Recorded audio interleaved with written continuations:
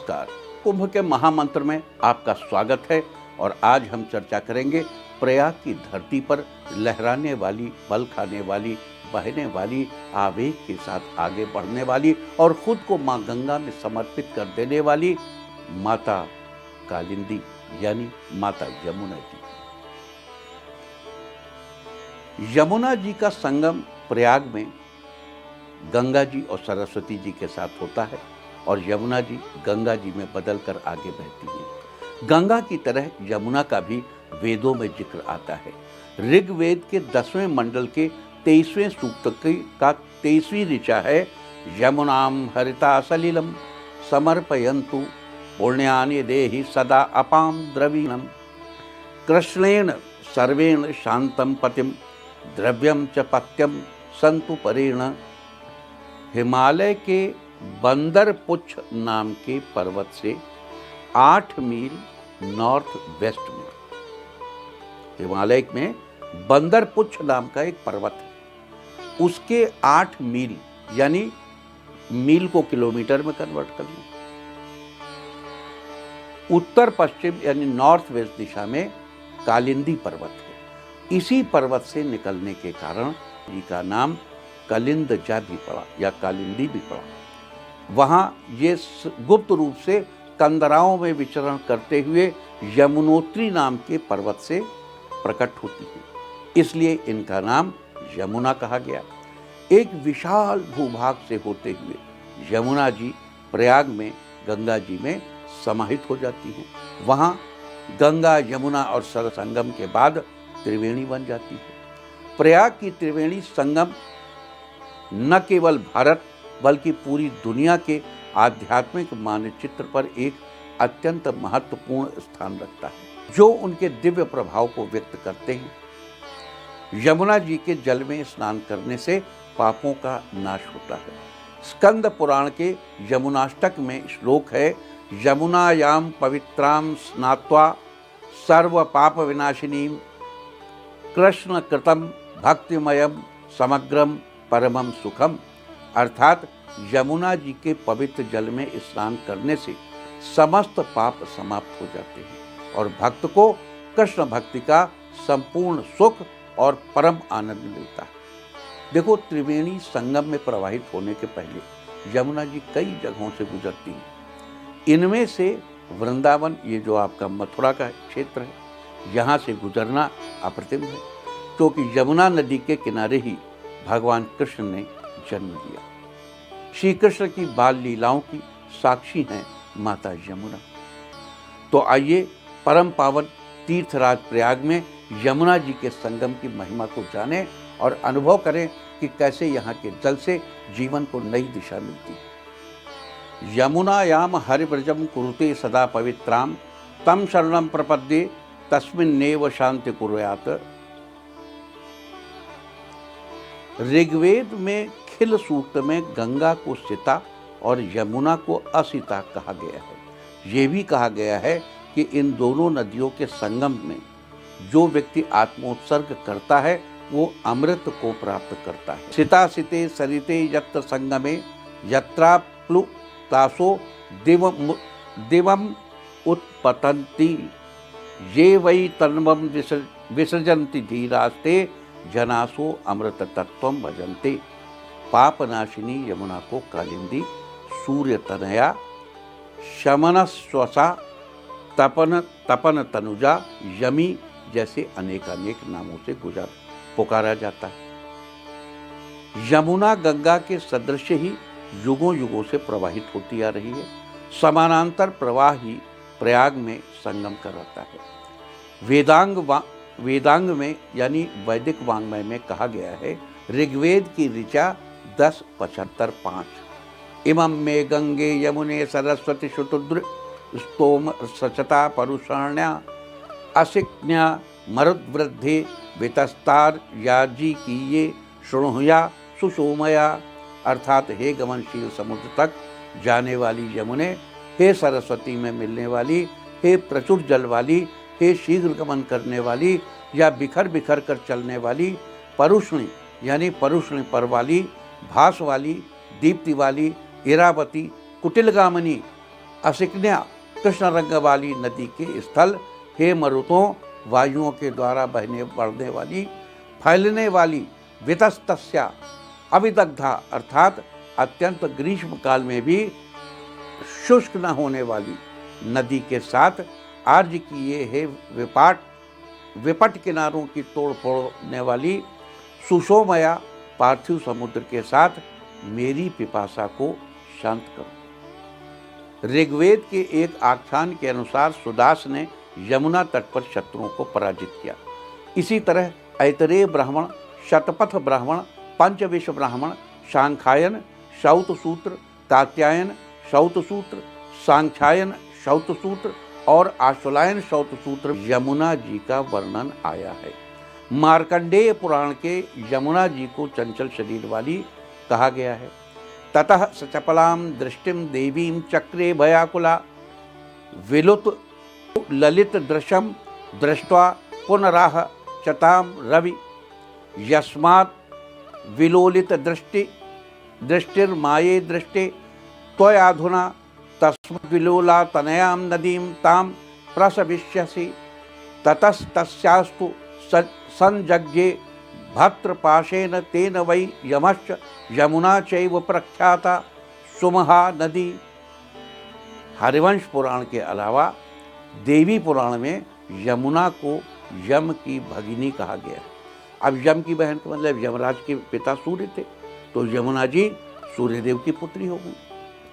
सर्वाणि हृदय स्थानि मंगलानि शुभानि च ददाति चेप्सितान लोके तेन ता सर्वमंगला संगमाट गमनात् गंगालोके देवी विभाव्यते यमस्य भगिनी जाता यमुना तेन सा माता। जो यमराज की बहन हो उस माता का नाम यमुना है। ऐसी भी मान्यता है कि यमुना में स्नान करने वाले को यम यानी मृत्यु से भय नहीं होता। शनि वक्रत्व दोष से मुक्ति मिलती है। यमुनायाम स्नात्वा पुण्यम पापम नष्टम सुखम प्राप्तम शनि वक्र दोषम नश्यति यमकृतम भयं चाहिए नहीं। ऐसा भी कहा गया है कि माह की एकादशी तिथि को यमुना में स्नान करने के बाद दिए गए दान, किए गए पितृकर्म, श्राद्ध और दान से यथेष्ट मनोकामना पूरी होती है। एकादश्याम यमुनायाम स्नात्वा यत्र यत्र दानम च यत्र श्राद्धम च कर्तव्यम तत्र तत्र मनोवांछा सिद्धिर्भवति तस्य कर्ता यशो यथेष्टम। और अगर वो एकादशी ज्येष्ठ मास की हो या कल्पवास की हो तो मनोवांछा की पूर्ति से कोई रोक ही नहीं सकता। ऐसा कहा जाता है कि एक बार देवराज इंद्र के मन में विष्णु जी को यज्ञ के द्वारा प्रसन्न करने की इच्छा जागृत हुई। जब देवगुरु बृहस्पति को ये पता चला तो उन्होंने इंद्र से कहा, तत्रास्य यमुना पुण्या धन्या त्रैलोक्य पावनी दादति स्मरणे स्वर्गम मरणे ब्राह्मण पद्मम तत्तीरे यत्र देवेश केशवम बहुभिर्मुखे यदीच्छसि स्वकीयानां कल्याणम त्वं निरंतरम। यह कथा पद्म पुराण में भी आती है। यूँ तो कह रहे हैं कि यमुना इतना कल्याण देने वाली है, उसके किनारे विष्णु की उपासना करो जाके। यूँ तो यमुना तीर्थराज प्रयाग में गंगा जी में विलीन हो जाती है, तथापि यमुना स्वयं में एक तीर्थ है। विष्णु पुराण की कथा है कि स्वयंभू मनु के बेटे प्रियव्रत को देवर्षि नारद ने यमुना के तट के पवित्र मधुवन में जाकर तपस्या करने का निर्देश दिया। पुण्य मधुवनम सानिध्यम नित्यदा हरेः। हमारे धर्मशास्त्रों में कहा गया है कि जिस तरह मनुष्य के शरीर में इड़ा, पिंगला और सुषुम्ना नाड़ी होती है, वैसे ही प्रयाग में गंगा, यमुना और सरस्वती हैं।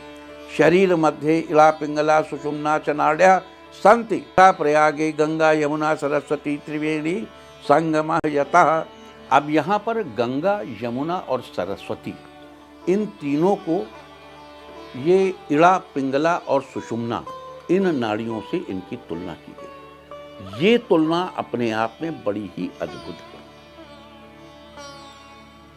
ये कुंडलिनी महातंत्र से जुड़ा हुआ, यानी कि गंगा, यमुना और सरस्वती का जो संगम है वो संगम होकर भी एक अद्भुत स्वरूप उत्पन्न करता है।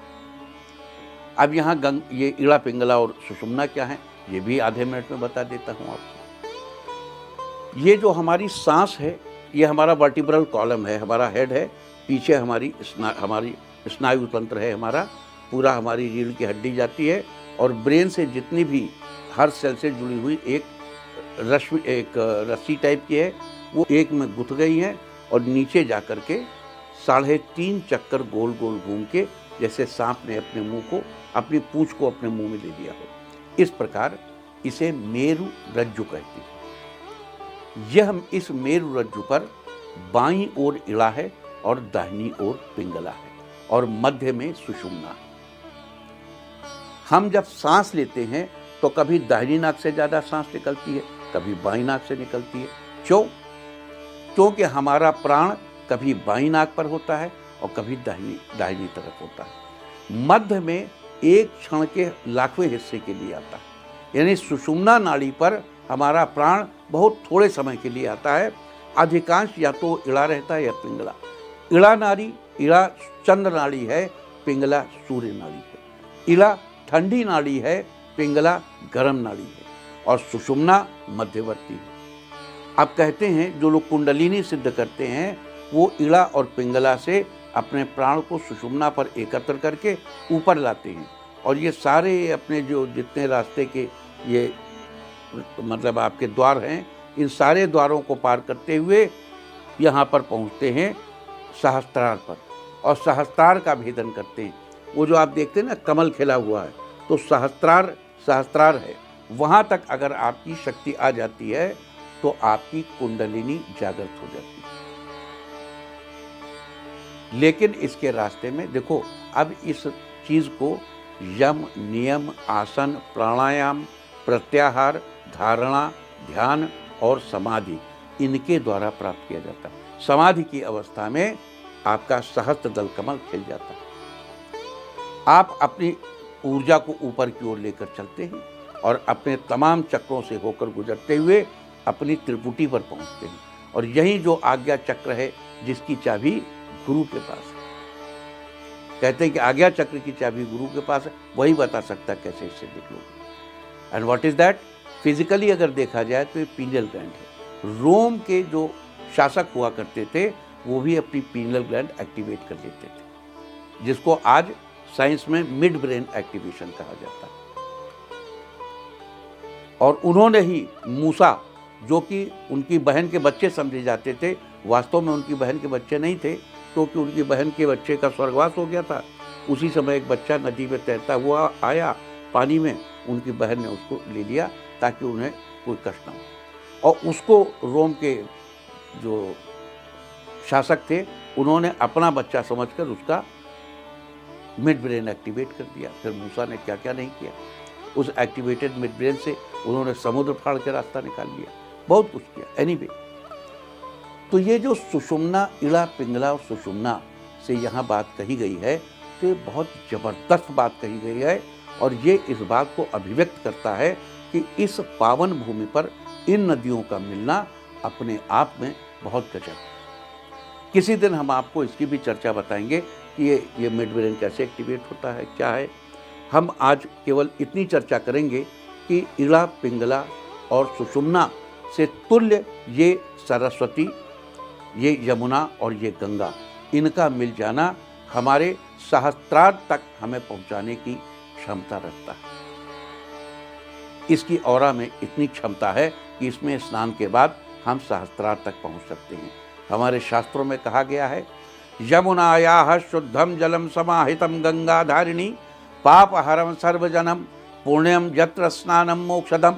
अर्थात यमुना जी का शुद्ध जल गंगा जी में समाहित होकर समस्त पापों का नाश करने वाला और पुण्य का वरदान देने वाला बन जाता है और वो मोक्ष की प्राप्ति कराता है। यही कारण है कि गंगा सागर को पापनाशक और मोक्ष प्रदान करने वाला स्थल माना जाता है। गंगा और यमुना जी दोनों का संगम एक दिव्य शक्ति का रूप। यही कारण है कि गंगा यमुना के संगम को पापनाशक और मोक्ष प्रदान करने वाला स्थल माना जाता है। गंगा जी और यमुना जी दोनों का संगम एक दिव्य शक्ति जो न केवल शांति का संदेश देता है बल्कि जीवन को शुद्ध और आशीर्वादित भी करता है। आइए सभी इस पवित्र जल में स्नान करके अपने जीवन को शुद्ध करें, गंगा यमुना जी के संगम की महिमा का अनुभव करें। जय माँ यमुना, जय माँ यमुना।